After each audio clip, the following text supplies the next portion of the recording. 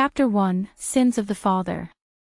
In a quiet and charming village nestled in the embrace of rolling hills, a young boy named Oliver lived with his mother, Eliza, in a cozy cottage at the village's edge. Oliver had curly brown hair and bright, inquisitive eyes that shone with a curiosity as vast as the open sky. The village, surrounded by meadows filled with wildflowers and a gentle brook, was known for its peace and the friendly smiles of its inhabitants. But beneath the tranquil surface of village life lay a mystery that had lingered for generations, a mystery whispered in hushed tones, known as the sins of the father. The legend told a tale of an ancient curse that had befallen the village, a curse believed to be the consequence of a past villager's actions. It was rumored that the descendants of the one responsible would carry the burden of this curse for generations to come. Eliza, Oliver's mother, was one of those descendants, and she had raised Oliver with a deep sense of caution. She had always warned him to steer clear of the village square and the ancient oak tree that stood at its heart. The oak tree, it was said, was the epicenter of the curse, and those who ventured too close would surely encounter misfortune. Despite Eliza's warnings, Oliver's inquisitive nature led him to wonder about the old oak tree. He had listened to the tales of the sins of the father from the village's elderly storytellers, but he yearned to witness the tree for himself. One sunny morning, his heart brimming with curiosity, Oliver set out for the village square. He reached the oak tree, and as he stood beneath its branches, a hush seemed to fall over the village, and villagers gazed upon him with a mixture of concern and worry. Undeterred by their cautious looks, Oliver extended his hand and touched the rough bark of the old oak tree. He examined the carvings etched into the trunk, carved by generations past. The tree exuded an aura of mystery, and Oliver couldn't help but wonder what secrets it held. High in the branches, he noticed something extraordinary, a cluster of leaves that shimmered like liquid gold, bathed in a warm, ethereal light. They seemed to beckon him closer, and he could not resist their call. He reached out to touch the golden leaves. Suddenly, a gust of wind swept through the village square, and the leaves descended to the ground, twirling like falling stars. In that moment, a peculiar sensation coursed through Oliver. He felt an inexplicable connection to the tree, as if they were linked in a way beyond his comprehension. The village's elderly storytellers, who had been observing from a distance, gasped in horror. They hurried to Oliver, pulling him away from the oak tree with wide-eyed expressions of concern. "Oliver, you must never touch the old oak tree," one of the storytellers exclaimed. "It is believed to be cursed, and the descendants of the one who brought this curse upon us should never come into contact with it." Eliza arrived breathless, her face pale with worry. She embraced her son tightly and offered gentle scolding. "You should have never approached that tree, Oliver. It is a source of great sorrow for our family." Oliver, a mixture of curiosity and confusion, asked, "What is the curse, mother? Why do we fear the old oak tree?" Eliza hesitated for a moment, her gaze filled with uncertainty, but she eventually unveiled the village's long-kept secret. Many years ago, a villager from this very place brought a terrible curse upon our community. The curse is believed to bring misfortune and hardships to the descendants of that villager, and the old oak tree is said to be the heart of its power. We have always kept our distance from it, out of fear of what it may bring. Oliver, in spite of his mother's warnings and the storyteller's tales, found himself unable to shake his intrigue regarding the old oak tree. He could not understand why it seemed to beckon him and why he felt a connection that defied logic. In the days that followed, villagers regarded Oliver with heightened caution, worried that his audacious encounter with the tree would result in misfortune. Yet, Oliver couldn't put the tree out of his mind. He felt compelled to seek answers about the village's ancient enigma. As the sun dipped beneath the horizon, casting a warm, golden light over the village, Oliver secretly resolved to uncover the origins of the sins of the father and to reveal the truth behind the curse connected to the old oak tree. Little did he know that his quest would lead him to unanticipated revelations and the unraveling of the village's most deeply held mysteries. Chapter 2: The Forbidden Journal. Oliver's resolve to uncover the truth behind the village's ancient curse and the old oak tree remained unshaken. He knew that to unveil the mysteries that surrounded the sins of the father, he would have to start with the village's history. As the days passed, he spent hours listening to the stories of the village elders and reading the yellowed pages of ancient books in the village's small library. But the answers he sought remained elusive. One afternoon, as Oliver was poring over a particularly old book, he noticed a group of villagers gathered near the village square. They were huddled together, whispering and casting furtive glances at the old oak tree. His curiosity piqued, he put the book aside and joined the group. In the center of the gathering stood Mrs. Abigail, the village's eldest resident and the keeper of the oldest stories. She was known for having the most extensive knowledge of the village's history. Mrs. Abigail looked at Oliver, her eyes filled with both caution and sympathy. "Oliver, you have been seeking answers, have you not?" she inquired. Oliver nodded eagerly.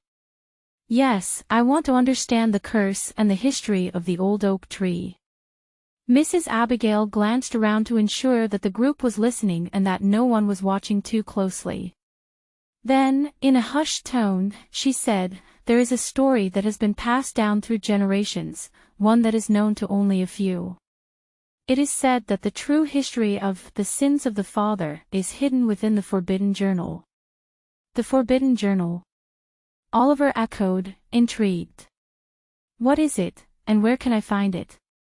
Mrs. Abigail cast a wary glance at the old oak tree, as if it might somehow hear their conversation.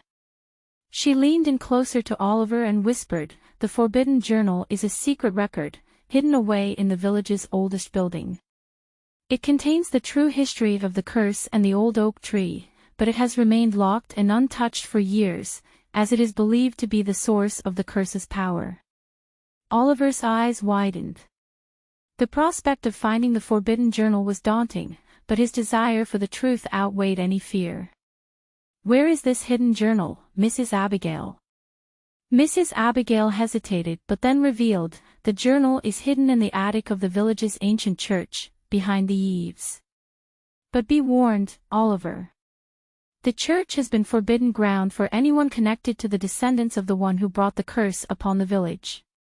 Undeterred, Oliver made a silent vow to uncover the journal's secrets.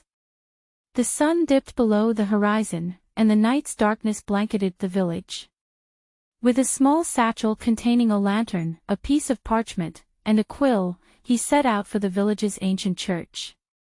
The church, with its ivy-covered walls and arched windows, loomed before him. The old building was said to be haunted, and its ominous presence was a reminder of the curse's shadow. Carefully, Oliver entered the church and climbed the narrow stairs leading to the attic. As he pushed aside the cobwebs and dust-covered boxes, he finally spotted a hidden compartment behind the eaves. With trembling hands, he opened the compartment and found a dusty, leather-bound journal. The pages were yellowed with age, and the book emitted a sense of foreboding. Oliver took the journal and carried it back to his cottage, where the dim light of the lantern danced across the pages. He opened the journal with care and began to read the words written in an elegant, sweeping script. The journal contained the story of a villager named Thomas, who had lived in the village many centuries ago. It recounted how Thomas had discovered a strange tree deep in the forest, with leaves that shimmered like gold, much like the ones Oliver had seen on the old oak tree. As Oliver continued to read, he learned that Thomas had touched the golden leaves of the mysterious tree and had fallen under a powerful enchantment. The journal described how the village had grown fearful of Thomas and his family, who seemed to be affected by a terrible curse. The villagers believed that Thomas's actions were responsible for the misfortunes that began to befall the village. As the journal's pages continued, it became clear that the villagers had blamed Thomas and his descendants for the curse, causing a rift between them and the rest of the community. Oliver was deeply moved by the story, and he realized that the villagers' fear and ignorance had perpetuated the curse for generations. He knew that the truth behind the sins of the father needed to be revealed, and he was determined to share the journal's contents with the village.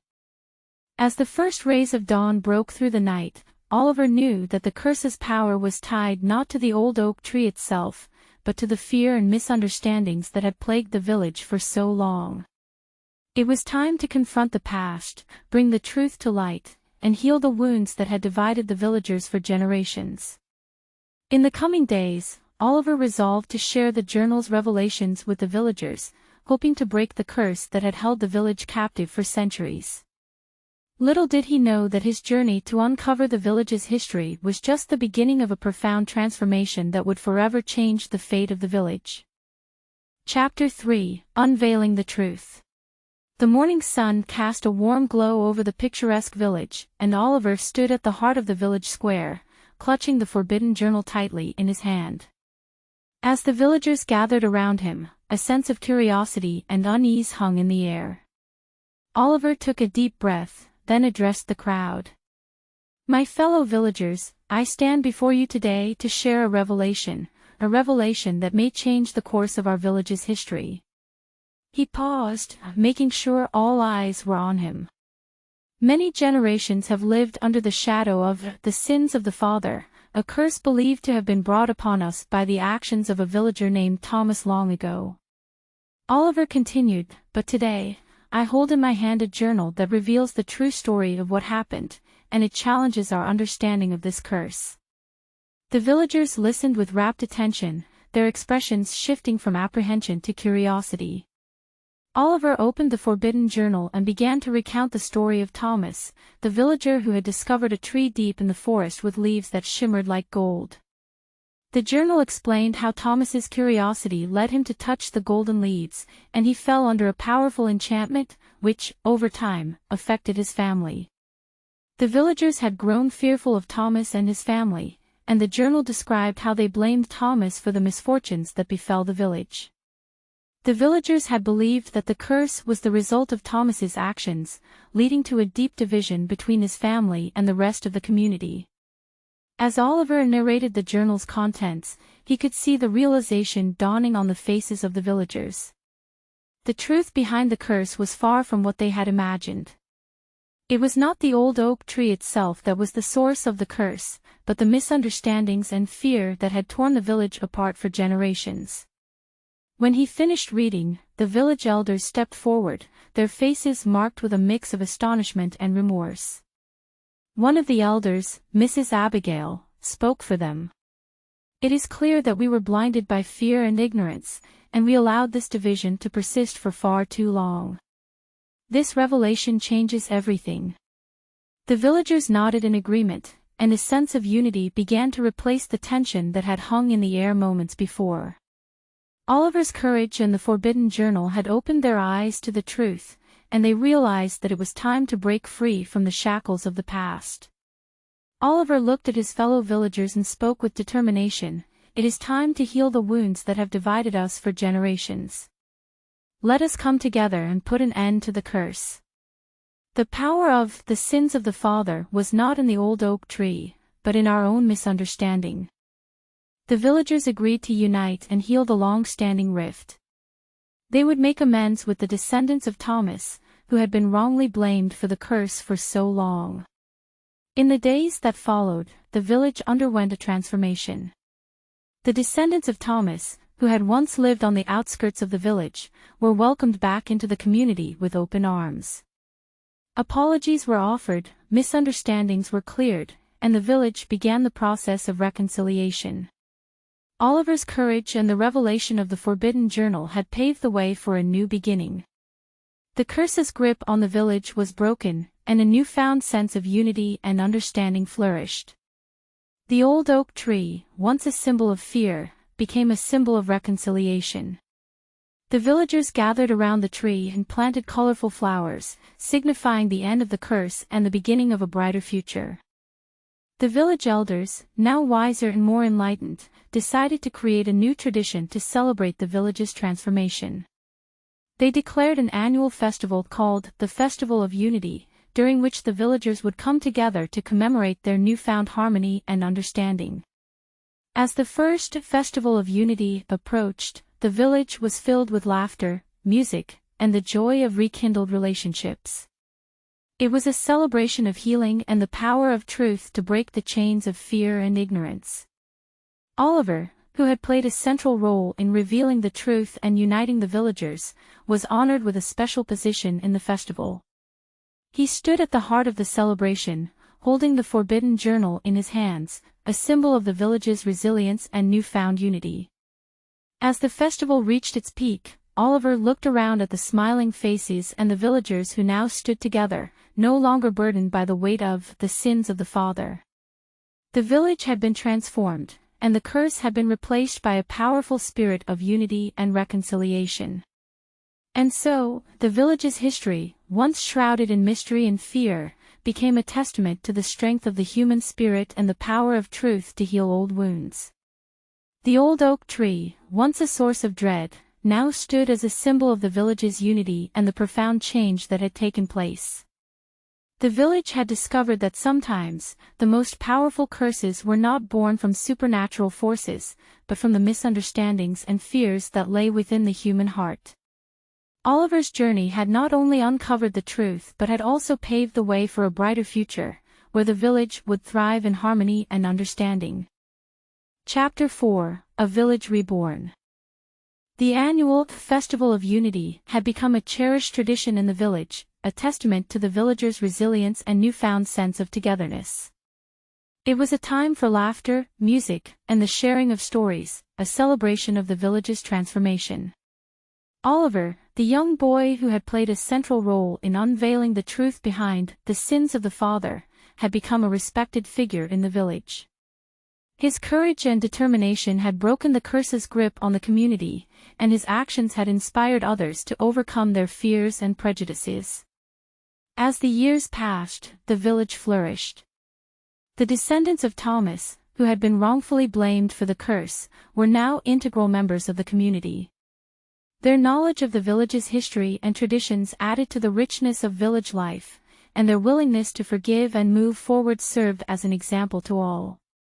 The old oak tree, once a symbol of fear and division, now stood as a living testament to the village's transformation.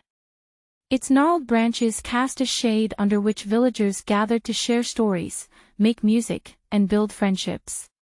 In the heart of the village square, a memorial plaque had been erected, honoring the memory of Thomas and his descendants.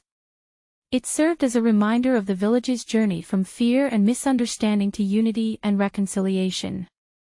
Each year, as the Festival of Unity approached, the villagers participated in a tradition known as the Tree of Understanding. They gathered around the old oak tree and tied colorful ribbons to its branches, symbolizing their commitment to understanding and unity. The ribbons fluttered in the breeze, a vivid representation of the village's vibrant spirit. The curse, which had haunted the village for generations, had been replaced by a powerful sense of community. The villagers had learned that by confronting their past and embracing the truth, they could overcome even the darkest of legacies. As the village thrived, it attracted travelers from distant lands who had heard tales of its transformation. They came to witness the village's unique Festival of Unity and to learn from its remarkable story of healing and reconciliation. Oliver, now a young man, had become a storyteller. He regaled visitors with the tale of the sins of the father and the village's journey from division to unity. His storytelling had a profound impact, inspiring others to seek truth and understanding in their own lives.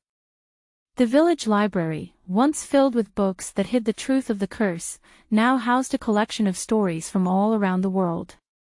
It had become a place where villagers and travelers could explore different cultures, share their own stories, and foster a deeper sense of understanding. The village had grown not just in size but in spirit. The fields flourished with bountiful harvests, the meadows danced with wildflowers, and the brook's waters sparkled in the sunlight. It was a place of beauty, harmony, and a shared commitment to unity. And so, the village had been reborn. The curse, once a shadow that loomed over its inhabitants, had been replaced by the enduring light of understanding and forgiveness. The old oak tree, once a symbol of fear, now stood as a beacon of hope and transformation. The Festival of Unity remained a vibrant celebration of the village's enduring spirit, a reminder that, even in the face of the darkest legacies, the power of truth, unity, and reconciliation could triumph. The villagers, descendants of Thomas and others, stood together, not burdened by the weight of the sins of the father, but enriched by the bonds of friendship and understanding that had replaced it. Their village had been reborn, and its future was as bright and promising as the rising sun. Chapter 5: The Legacy of Unity. Years had passed since the village had broken free from the curse of the sins of the father. The legacy of unity and understanding had become deeply ingrained in the village's way of life. It was no longer a story of the past, it was a living testament to the enduring power of truth and reconciliation. The Festival of Unity had grown larger and more vibrant with each passing year. Travelers from far and wide now flocked to the village, not just to witness the festival but also to experience the unique sense of community that permeated every aspect of village life. Oliver, who had once been a young boy seeking the truth, had now grown into a wise and respected member of the community. He continued to share the story of the sins of the father with villagers and travelers, emphasizing the importance of understanding and forgiveness in the face of fear and prejudice. One day, as Oliver sat beneath the old oak tree, he noticed a group of children playing nearby. They were laughing, running, and creating their own stories beneath the shade of the tree, their joyful voices echoing through the village square. A little girl, named Lily, approached Oliver and asked, "Why do we have the Festival of Unity, Mr. Oliver?" Oliver smiled kindly and beckoned the children to sit with him. "The Festival of Unity is a celebration of our village's history," he began, "a history that teaches us the importance of coming together and understanding one another." He went on to tell them the story of the sins of the father and how the village had overcome fear and prejudice to unite in a spirit of forgiveness and reconciliation. Lily and the other children listened with wide-eyed wonder, captivated by the tale.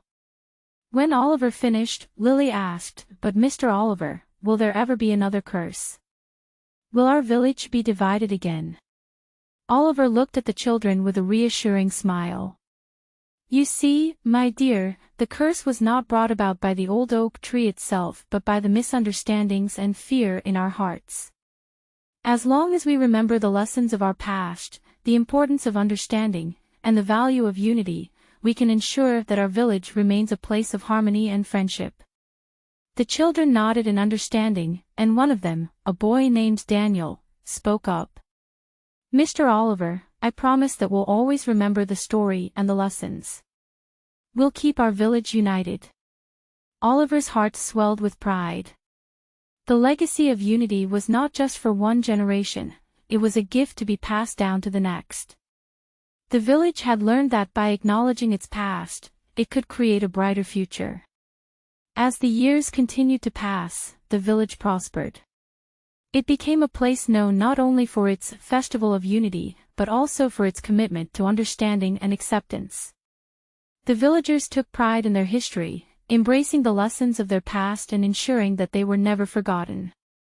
The old oak tree, which had once been shrouded in fear, had now become a symbol of hope and unity.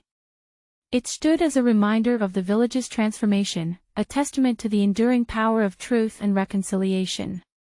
The village had truly become a place where the legacy of unity lived on, a living story that continued to inspire not only its inhabitants but also travelers from distant lands.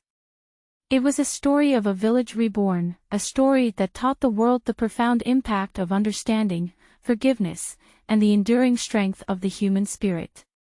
And so, the village, once burdened by the weight of the sins of the father, now stood as a beacon of unity and hope, a living testament to the legacy of understanding that would endure for generations to come.